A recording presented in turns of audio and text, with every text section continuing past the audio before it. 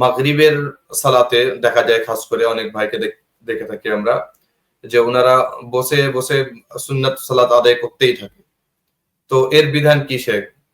যে বসে বসে সালাত আদায় করা সুন্নাত হোক কিংবা যে কোনো সালাত হোক, তার ভিতরে ইস্তেতাআত রয়েছে যে বা সামর্থ্য রয়েছে যে সে দাঁড়িয়ে সালাত আদায় করতে পারবে, তারপরও সে বসে সালাত আদায় করে। তো এইসব মানুষের বিধান কি? প্রথম কথা হলো, নামাজের কিছু আরকান রয়েছে। নামাজের প্রায় 14টি আরকান।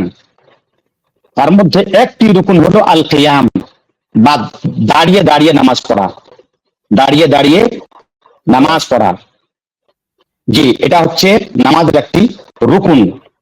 আর নামাজের রুকুন মানে হলো যদি কেউ নামাজের কোন এক রুকুনকে ইচ্ছাকৃত কিংবা অনিচ্ছাকৃত কিংবা ভুলবশত যদি কোনো রুকুনকে ছেড়ে দেয়, তাহলে তার নামাজ বাতিল। অর্থাৎ যেই রাকাতে সে রুকুন ছাড়বে সেই রাকাতটা বাতিল। নামাজের একটি রুকুন বললাম কিয়াম। আল্লাহ পাক কোরআনে বলছেন, ওয়াকুমু লিল্লাহি কানিতিন, তোমরা আল্লাহর জন্য অনয় বিনয়ের সাথে খুশু খুজুর সাথে তোমরা দাঁড়িয়ে যাও। রাসূলুল্লাহ সাল্লাল্লাহু আলাইহি ওয়াসাল্লাম বললেন, যেমন হযরত ইমরান বিন হুসাইন রাদিয়াল্লাহু আনহু বলছেন, সাল্লি কাইমান ফাইন লাম তাস্তাতি ফাকাইদান ফাইন লাম তাস্তাতি ফাআলা জামব, তুমি দাঁড়িয়ে নামাজ পড়ো, সাল্লি কাইমান, তুমি দাঁড়িয়ে নামাজ পড়ো। এখানে আল্লাহ নবী যে বললেন সাল্লি কাইমান, সাল্লি হচ্ছে আরবি ভাষাতে সিগাতু আমর বা আমরের সেগা। আর আরবিতে উসুলে ফিকহের একটা কায়দা আছে, ওয়াল আমরু লিল উজুব। আল্লাহর নবী বা আল্লাহর পক্ষ থেকে যেগুলো আমর আসে বা যেগুলো আদেশবাচক বাক্য হয়, সেটার অর্থ হচ্ছে ওয়াজিব। অর্থাৎ আল্লাহ নবী বললেন যে কিয়াম করা ওয়াজিব।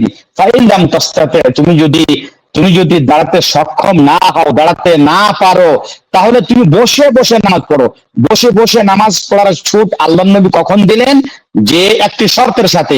শর্তটি হলো এই, যখন তুমি দাঁড়াতে পারবে না, দাঁড়াতে পারছো না, সক্ষম নেই, শরীরে বল নেই, শরীরে শক্তি নেই, তুমি দাঁড়াতে পারছো না। মুফাসসিরিনে কেরামরা বলছেন বা মুহাদ্দিসিনে কেরামরা বলছেন, আল্লাহ নবী প্রথমে দাঁড়িয়ে নামাজ পড়তে বললেন। তো কেউ যদি দাঁড়াতে না পারে তো বসে পড়বেন। কেমন দাঁড়াতে না পারে? হয় নিজের দাঁড়াতে না পারে, কিংবা কোনো একটা জিনিসের যদি কেউ সাহারা নিয়ে দাঁড়াতে পারে, তাকেও দাঁড়াতে হবে। কেউ যদি কোনো জিনিসের সাহারা বা কোনো জিনিসের মাধ্যম নিয়ে দাঁড়াতে পারে, তাহলে তার জন্য বসার সুযোগ নেই। সে লাঠিটাকে বগলে লাগিয়ে বা শরীরে লাগিয়ে দাঁড়াবে, বা দেওয়ালে হেলান দিয়ে দাঁড়াবে। যদি এটাও না পারে, তাহলে সেই ক্ষেত্রে সে বসে নামাজ পড়বে। সুতরাং যেই ব্যক্তির মধ্যে দাঁড়াবার সক্ষমতা আছে, তারপরেও সে বসে নামাজ পড়ে, তাহলে দেখতে হবে যে কোন নামাজ পড়ে। নামাজ ফরজ পড়ে বসে বসে, না নফল নামাজ বসে বসে পড়ে।